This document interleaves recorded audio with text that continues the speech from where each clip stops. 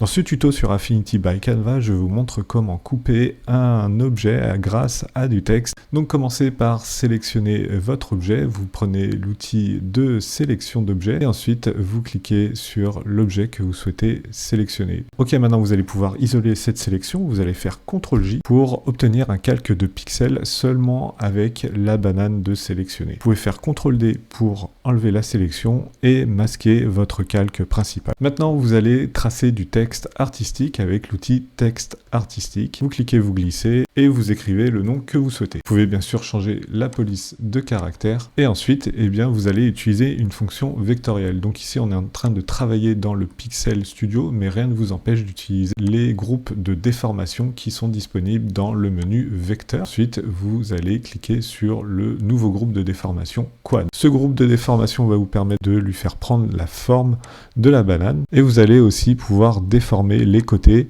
en cliquant et en glissant, juste en mettant votre curseur nœud sur le côté du groupe de déformation. Et vous pouvez aussi déformer les côtés au plus proche des courbes de votre objet afin que le texte prenne vraiment bien la forme de votre objet. Voilà, et pour un petit peu plus de réalisme, vous pouvez déformer aussi les côtés et les arrondir légèrement pour donner une sensation de volume à votre texte. Une fois que vous avez fait ça, vous allez pouvoir maintenir CTRL et cliquer sur la vignette du groupe de déformation dans le panneau calque et ensuite vous resélectionnez votre calque pixel et vous appliquez un masque sur le calque pixel. Cachez votre groupe de déformation et vous avez normalement ce résultat qui a coupé la banane avec le texte. Ensuite vous faites CTRL-D et vous sélectionnez bien votre masque. Vous prenez l'outil pinceau et vous allez peindre en blanc sur votre masque pour faire réapparaître votre photo.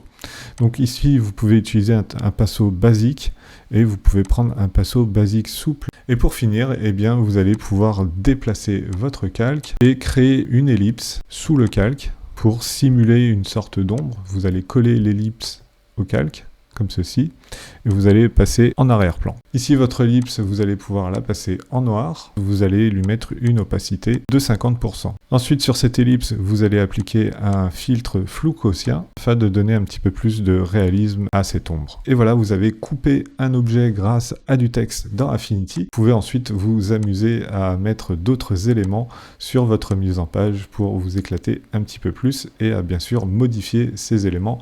Par exemple ici sur l'ombre du mignon, on va pouvoir la flouter afin qu'elle se fonde avec l'effet que nous avons mis précédemment. Si ce tuto vous a été utile, laissez-moi un petit commentaire. N'hésitez pas aussi à partager ce tuto. C'était Laurent et je vous dis à plus tard pour de nouvelles astuces sur Affinity. Ciao!